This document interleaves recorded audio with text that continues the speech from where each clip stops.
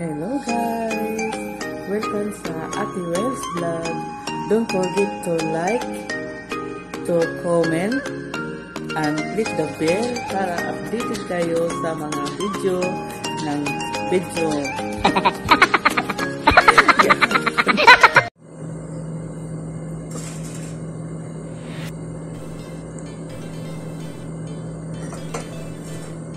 Magandang buhay mga ka-Ate Wells.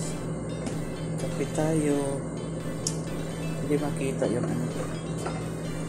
Pagkakape.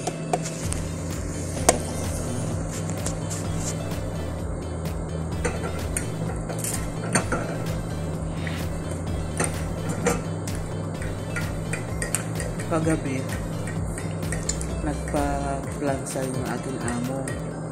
Pagbago ang damit, doon sa steam gagawin. Yung parang usok-usok ba? Yung usok-usok ba? Yung steam. Tapos pagising ko ngayong umaga, wala palang pasok, hindi pumasok. Natagalan tuloy ako pagkape dahil tama-tama may dumating na isda. Nilinis ko pa. Pero nung gabi, nasabi, nilulutuin ko daw manok. Tapos ngayon, nung dumating yung isda,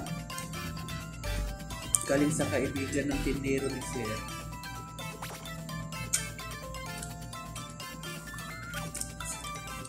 Sabi pala ng amo kong babae, mag-fried fish daw kami. Tapos sabi naman ng lalaki, linisin ko na yung isda. Di ang nasa utak ko, ang luto, hindi manok.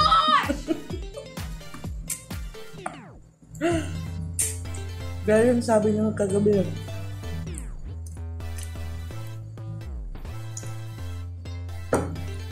Madami naman kami pusa. I-marinate ko yung manok. Tapos igisa ko yun sa siyempre bawang, sibuyas, kamatis, ganun igisa ko. Tapos igisa ko din yung pusa. Sana may patatas dun sa baba.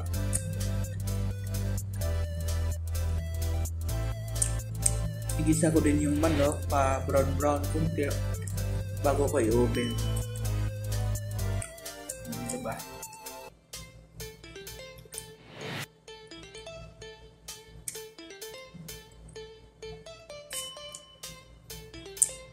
Kahapon, yung amo ko babae ang may pasok. Yung alaga ko hindi pumasok. At pag umulan kasi doon sa apa, matik na dito sa Tisan. Cancel na yung mga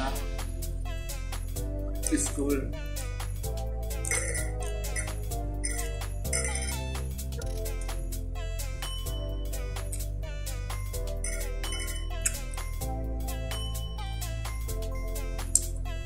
Himala ngayon guys, hindi na ako sinusulong magtutubig.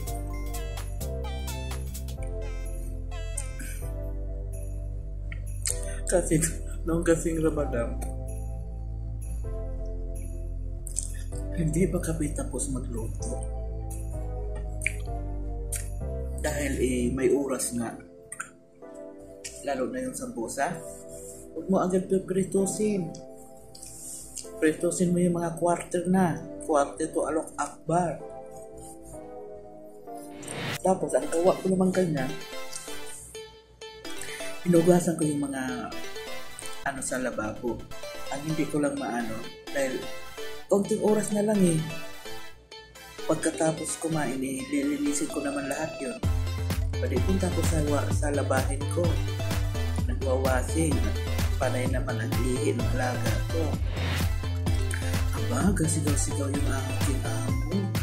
Kausap niya yung kanyang chihuahua. Sabi niya, Lena,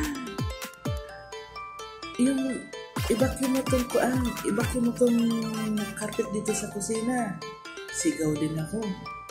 Sabi ko, mamaya na, hindi pa tayo tapos magluto nasa banyo ako at inano ko yung labahin ko. Mamaya na, hindi pa nga tapos tayo magluluto Sabi ko ganun, sabi naman, Buti ka. Hindi ka ramdam at nakatsinilas ka. Sabi ko naman, ay puta res na yan. Di kayo magtsinilas. Kadami ng tsinilas mo. Sabi ko lang ganun. Eh, ano siya? Tutututuk. Siguro hindi mo nililinis to kagabi. Sabi ko, ay anong oras na tayo nakauwi galing sa nanay mo? Sabi ko lang ganyan. Siyempre, ang iimisin ko na lang yung dala-dala ko, ilagay ko din sa kabinet. At sa tingin ko naman, malinis pa naman. Sabi niya, sa tingin mo, dahil ikay nakatsinila, sabi ng gano'n. Sabi ko, ay wala na eh. Katulad ka na din kay sa ano mo, ganon-ganon, ikausap niya. Sugo dito, sugo doon, hindi pa nga tapos ang ano. Hindi ko naman yan pababayaan. Sabi ko naman ganun. Ang ano ko lang, malapit na mag-alo akbar. Ang ginawa ko, mga katiles, pinagpag ko yung carpet,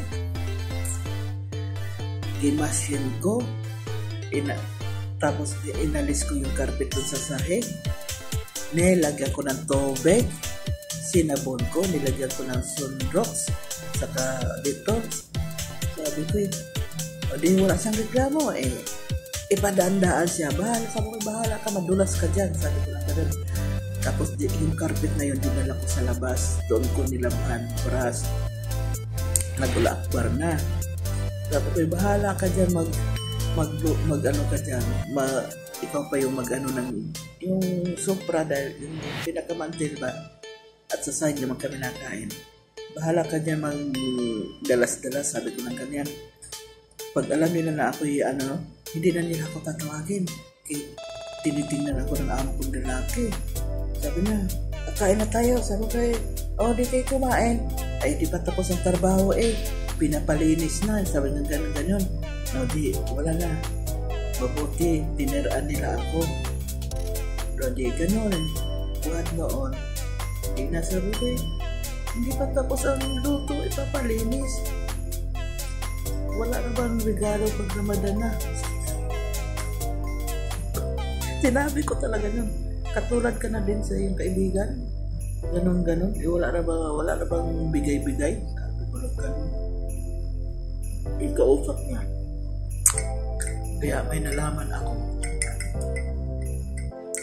Ang katulong ng kanyang kaibigan, nagpuntuhan sila. Sabi, madam, ang atiwin mo pala nagbabakasyon pa lang ngayon pagkatapos ng school. Sabi ba ng amo niya?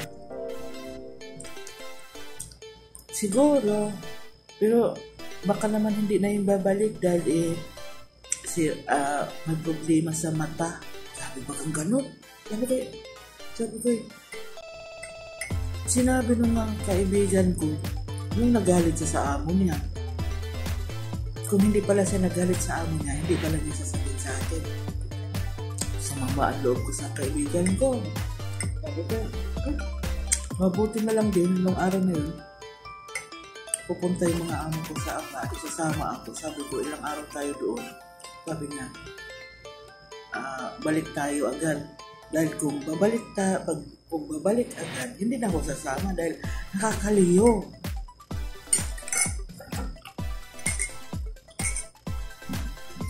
Tapos sabi nung lalaki, tinanong ko rin, ilan tayong araw doon? Sabi niya, 3. Sabi ko, may wifi ba? Sabi ko rin. Sabi niya, wala. Ay, hindi na ako sasama. Sabi niya, parang galit yung amo ko lalaki. Hindi na lang umunod. Doon pala, umuwi din ng kagabihan. Tapos, yun, tawag agad yung aking kaibigan. Ganon. Sumbong siya. Sabi ko, dapat sinabi mo agad sa akin para ako'y makakapag-isip. Sabi ko lang ganyan. Hindi sabi ng ganon. Di ba nagpabala ako sa iyo? Pabala ako sa iyo, sabi ko naman. Yun ba yung pabala mo? Di ba lagi ko rin sinasabi ko na may kinukuha din akong diary. Tapos, pag may bago, doon sila kakampi sa bago, hindi sila aano sa dati. Di ba sinagot din kita? Sabi ko, parang magkatulad na naman. Sabi ko nang gano'n, noong 2021, sabi ko nang gano'n. Hindi mo rin ba naiisip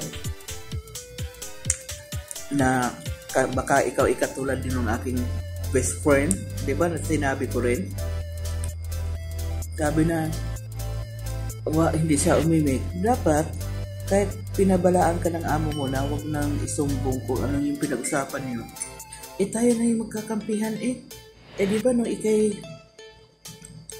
ikay pagdating mo kinabukasan gusto mo nang aalis, sino kang nagdala sa akin dyan? Di ba yung amo mo? Dahil nakiusap yung amo mo sa amo ko, tapos ganunin niya ako, tinamaan siya ng magaling, sabi ko ng ganyan. Dapat sinabi mo dahil lahat ng sinasabi ko sa amo ko para yung amo ko na magpaliwanag sa amo mo, bakit ganyan? Ayaw pala niyang ganon? Ayusin niya, sabi ko ng ganyan.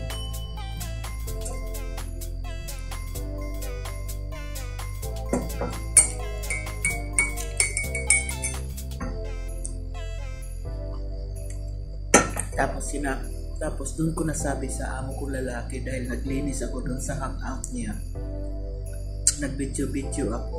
Nung tapos na ako maglinis. Mali pala yung pagkasabi ko. Malinis na yung yung hangout mo. Ang hangout ni sir. Sabi ko, Happy Eid Mubarak. Sabi ko lang ganun. May sumagot sa likod ko. Sabi na, hindi pa Eid. Happy Ramadan. Ramadan pa pala, hindi pa pala Eid. Yun, nagkuntuhan kami. Doon sa kanyang hangout, may kape. Sabi na, nasaan dito ang kape? Sabi ko, nandyan sa ref. Magkape tayo. Sabi, kape ka. Sabi ko, kanina pa ako nagkape bago naglinis dito sa hangout. Pero nakabukas naman yung pinto. Para pag may pumasok, bukas naman yung pinto ng kanyang hangout. Hanggang na ikwento ko. Sabi na, wala naman kami sinasabi na gano'n. Gusto nga namin, dito ka na nga tumira. Sabi gano'n, sabi ko, huwag naman. Hindi ko rin type dito. Dito na lang ako sa loob ng bahay. Hindi naman. Sabi ko, di ba yung usapan natin pag tapos na yung passport ko, may 4 years pa. Sabi ko nang gano'n, bakit?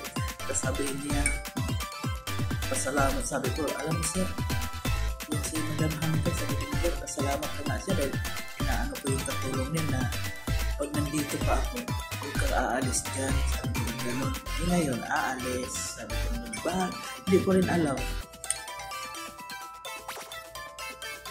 Sabi ko, pag pumunta yung kaibigan ni Madam, hindi ko yung papansinin. Pumunta nga ng naghatid ng pagkain, hindi ko pinapansin, hindi ko hindi ako natingin sa kanya.